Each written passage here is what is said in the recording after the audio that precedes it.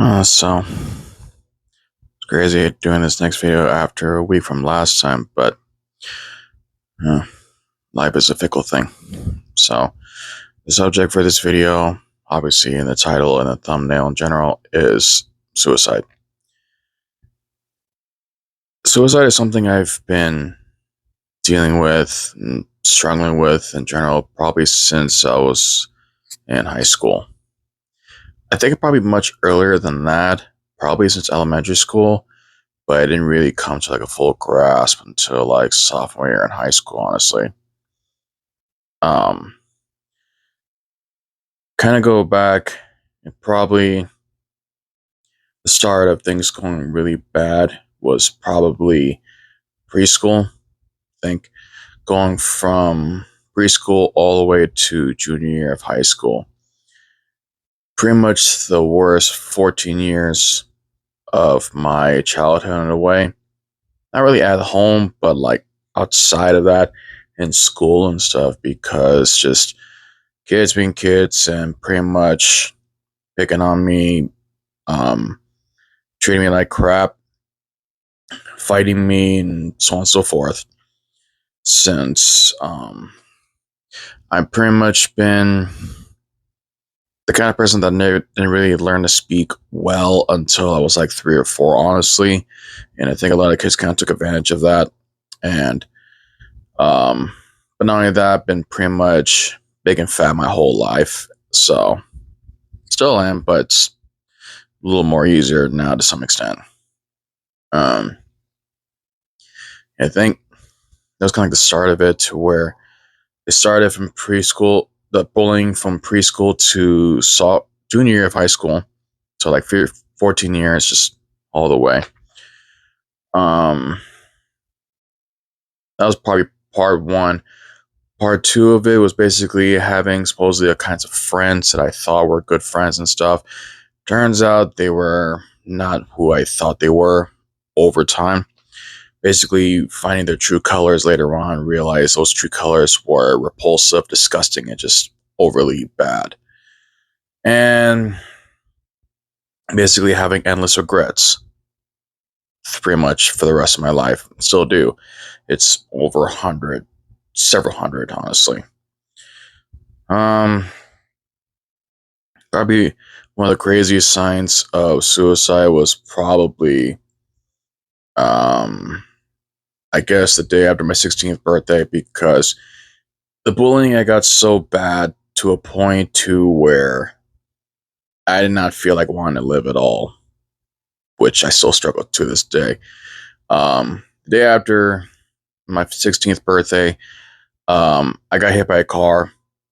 I hit a blind spot while riding my bike home, literally just outside the school on one of the streets. Um, and I kind of thought that was it, because at that time it was just really, really bad. Things were just not going that well. So I just didn't really feel, basically, I didn't feel like I wanted to be a part of this world anymore. And fast forward past that to after high school and trying to have some friends here and there, and then getting my job, and then get a car and stuff. And finding out through that time that um, I'm pretty much on a crossroads between introverted and extroverted. I thought I was pretty much introverted my whole entire life, kind of thing, because of the extreme shyness and just not really knowing what to say and what's actually the good time to say whatever was on my mind. So it was kind of like that kind of thing. I just kind of played in my head several times. And it's kind of crazy how it just continues to keep going and going and going, of this, what started off as just a little piece of basically an internal war in my head, in a way, to the point to where it got to how it is now, to where every single day is pretty much a struggle just to get out of bed, just to kind of go to work, just to kind of do anything in general, just to try to live life in some extent. and pretty much kind of just try in general and not do because unfortunately this is reality, not Star Wars. Um, Suicide has always been literally a struggle pretty much more throughout my whole entire life through just endless times of just things screw me over, people that I thought were good friends throw me under the bus for some crazy reason, not feeling like I belong to anything or anybody at all. And it just seems like it's just this constant kind of thing going over and over and over to the point to where it just feels like, do people actually see me or do they actually see through me kind of thing? And it kind of feels like, and maybe probably come to realization, but I think people just merely tolerate me until they can't anymore. I'm basically, in a sense, like how cats are. They have a tolerance level up to a certain point, and then once that tolerance, the line is crossed for them in general, they lash out. Or, yeah. And it's pretty, I think it's pretty obvious nowadays that I think people just really merely tolerate me to a certain point, or they supposedly try to be friends with me kind of thing and actually kind of try to talk to me kind of stuff and kind of be friendly. But turns out a little bit later, or even out of that one spot like that, that there's an agenda. There's a hidden agenda to where they're supposedly trying to be nice to me, trying to be this and this kind of thing, whatnot, because they're trying to achieve something or take something from me in a way. So this didn't really pan out well at all for that at all. Because I'm literally seeing that kind of pattern time and time and time again to where friends that I thought were good friends betraying me, deceiving me, etc. Being only in one relationship, turns out that was also a lie for that whole entire 1 year thing.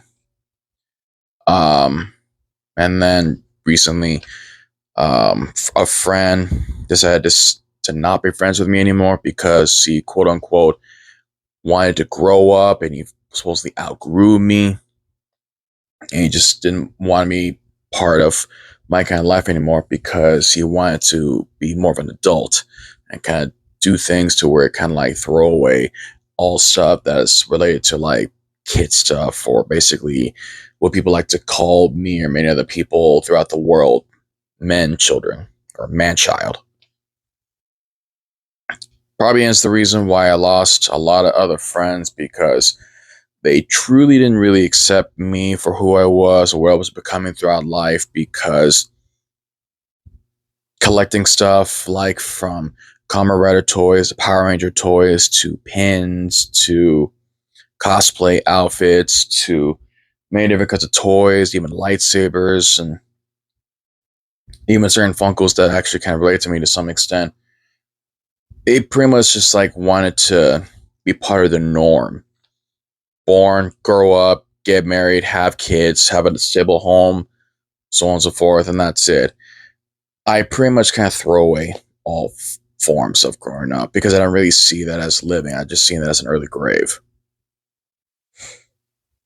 So going back to the other point, suicide, it's literally something that I deal with. Every single day is a question. It's just like, do I really deserve to live at all anymore? Because this is basically turning into a war.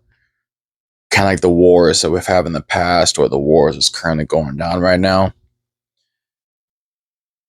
And it just sucks in general because there's even times where if I sleep too much, if I sleep through certain parts of the day, I have these nightmares that basically throw me into um, the future in a way to where my anxiety level goes from 0 to sky high in a matter of like a few seconds or a minute.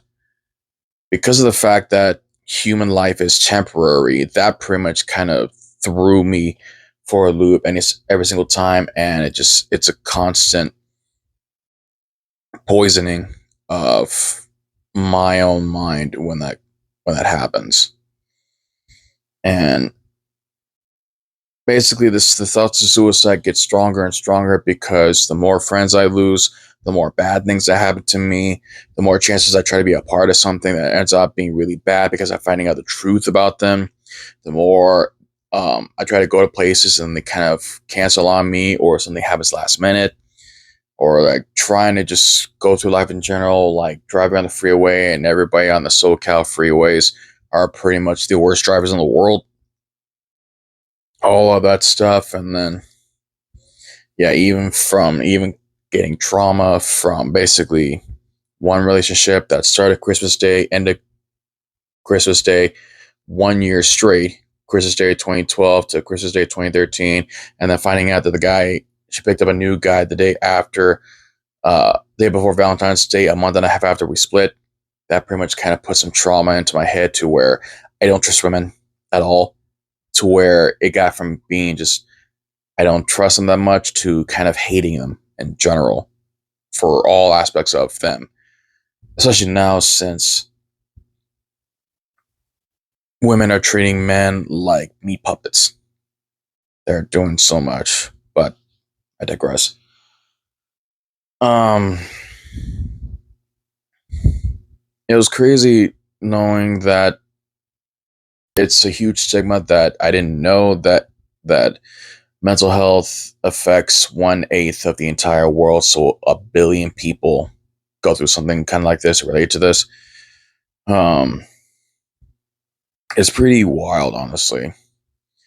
And it's just kind of crazy how it's still going on and people still kind of like throw it off, like throw it into the void, or like trying to deny it in all kinds of their ways to kind of not acknowledge that it exists.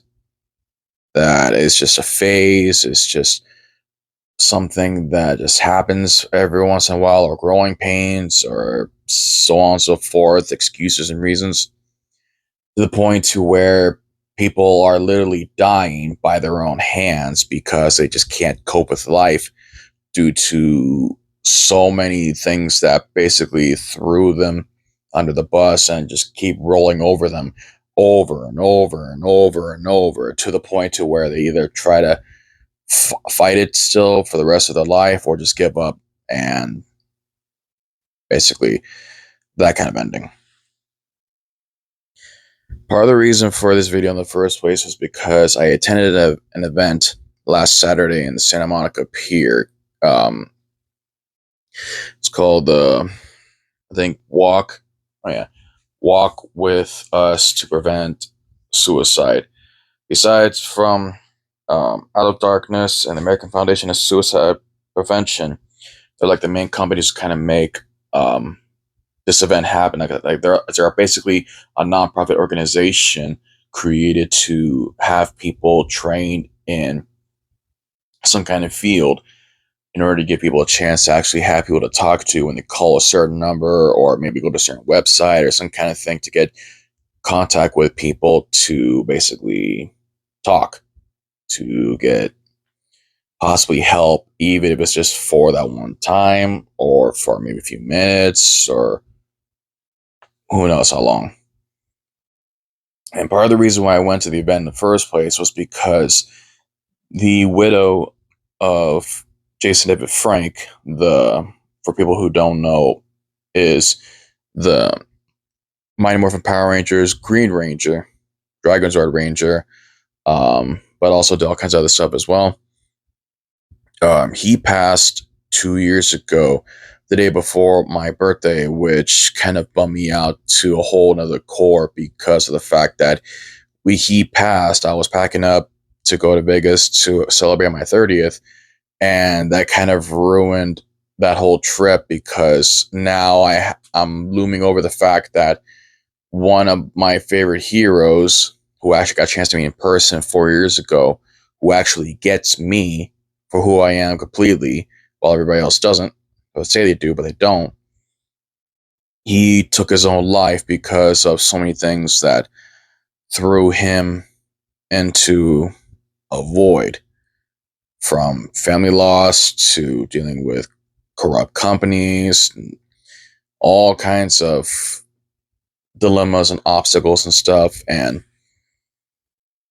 at a certain point, it just became too much for him. And then, in a way, for Power Ranger fans, he became one with the Morphin Grid, even though it was a bad way to go, but it happened. So, Tammy Frank, Jenna Frank, and Jacob Frank, along with their kids, created this thing called Be a Legend, which is their own version of a nonprofit organization to team up with Out of the Darkness to be part of this event, to basically walk a certain stretch of land, no matter where it's based off for the event, to basically walk for those who either deal with suicide or have lost somebody who is, well, actually, deal with suicide, who knows somebody who's dealing with suicide, or have lost somebody from suicide. Anywhere from kids to husbands to parents to soldiers to people of the LGBTQ plus community, and so on and so forth. When it comes to that part, it was pretty crazy because it was an event where almost everybody can relate, even though not many people talk to each other at all, let alone me, because just random people, random strangers.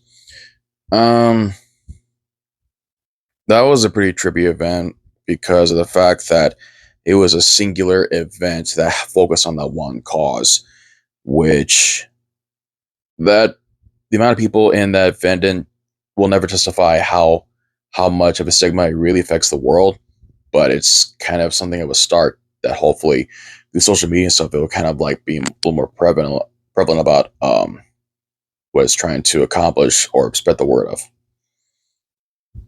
So everybody got like beats and stuff, like kind of like Mardi Gras from New Orleans, kind of like from Louisiana, because each color of the beads represents a certain kind of thing or reason related to suicide in general. So in my case, I got the blue beads to represent support for the organization, teal beads to supporting a friend who's dealing with suicide, and green basically for me currently struggling with suicide, in my case, every day. So I have those beads to basically um, get my part to kind of like speak without actually saying anything in a way. Although it's kind of nice to kind of talk to some people, since honestly, I don't really think good people truly exist nowadays, or if they do, it's hard to tell if they're actually being genuine or if they actually have an agenda that whole time. So, but that was pretty interesting to kind of see Jenna Frank again, Jason and Frank's daughter, or one of his kids, and then seeing his wife Tammy, um, seeing her there with her own booth, kind of like spreading the word and everything, and then kind of made a beeline towards me because I have a cheap version of a cosplay outfit of the Green Ranger's Dragon Sword suit. So she kind of knew on the spot that I was a fan and that I knew him, that kind of stuff. So that was pretty nice. And then I think she and Jenna Frank probably gave me the most hugs I've ever probably had in my entire life, which is crazy because usually throughout life you think people like are kind and nice and everything, and once you reach adulthood and so on and so forth, turns out the human race is born cruel and evil unless raised well by good people or good parents or guardians, depending on their circumstance. So it was kind of nice to feel feel good in a way, and it was just crazy how Jennifer just kind of like willfully just kind of gave like 4 or 5 hugs the whole time we were talking to her after the event was over and everybody was packing up. It was interesting because like it doesn't happen at all nowadays.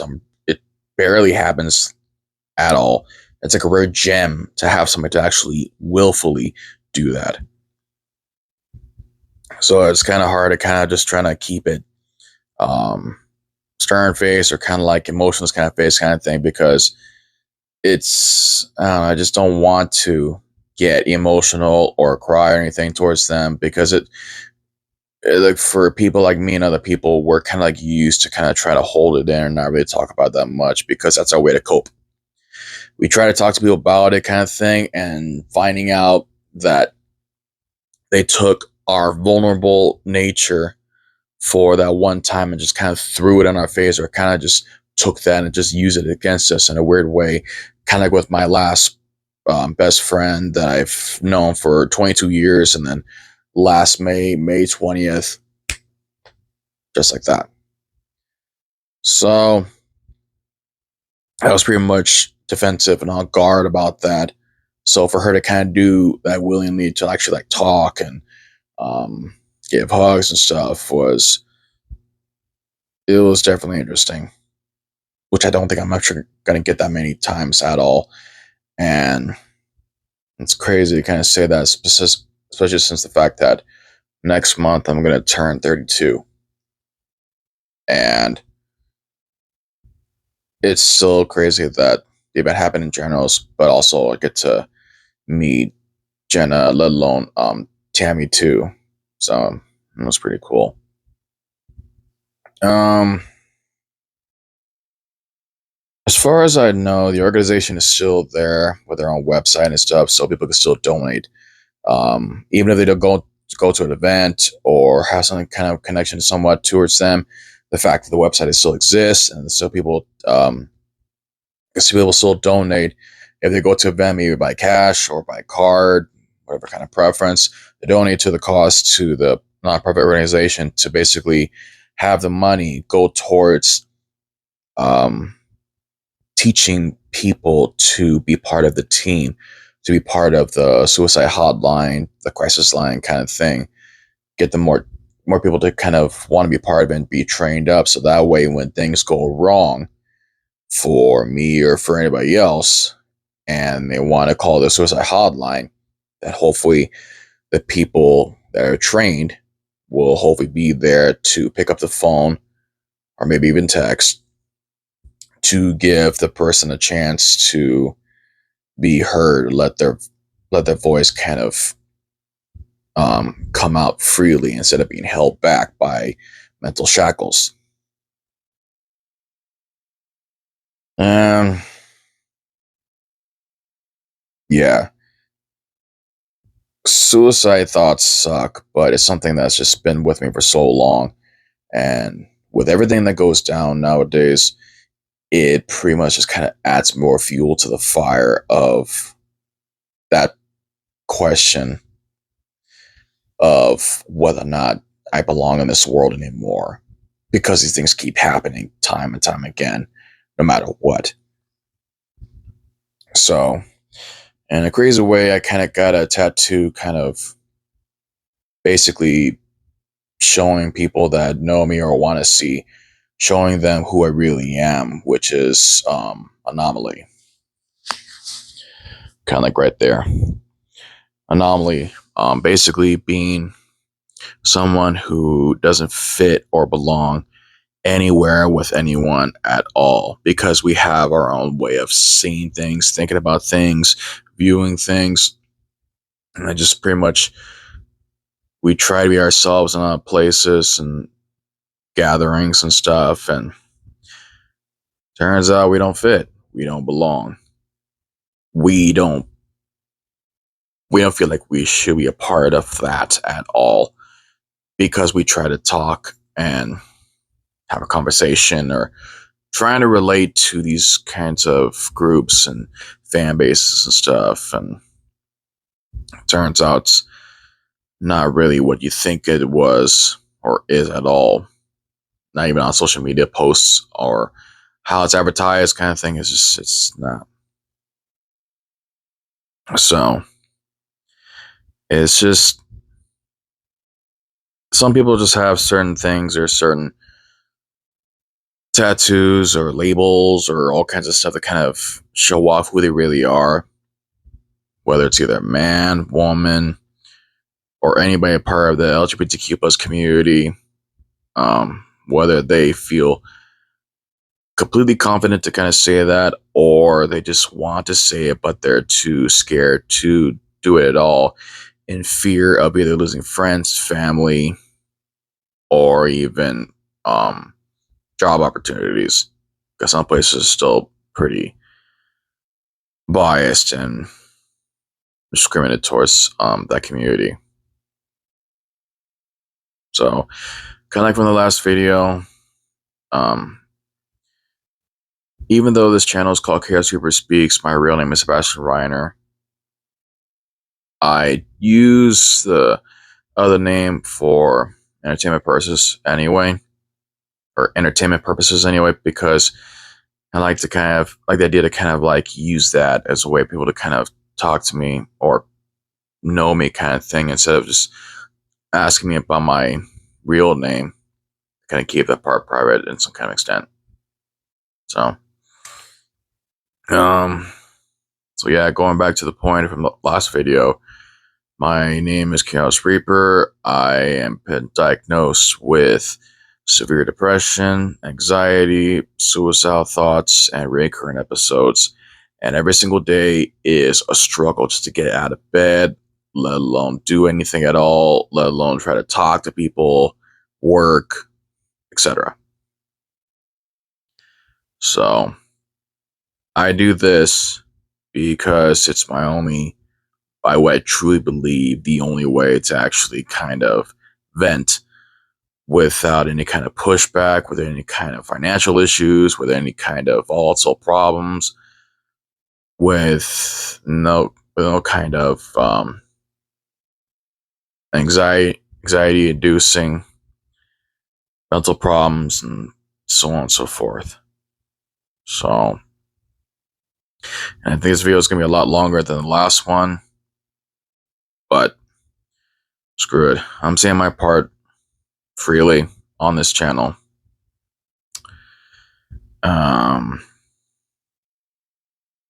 Yeah, 2 layers of trauma from getting dumped by my ex, losing one of the best friends I've known for so long.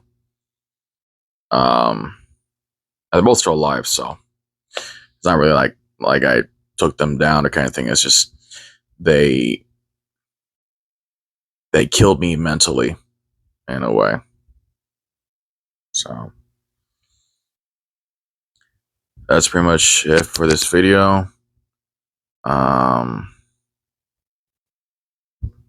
I don't know what else to say about that. What else about that point or for this subject? And maybe in the next video, I'll probably talk about something else that kind of been bothering me for the most. So, see what happens.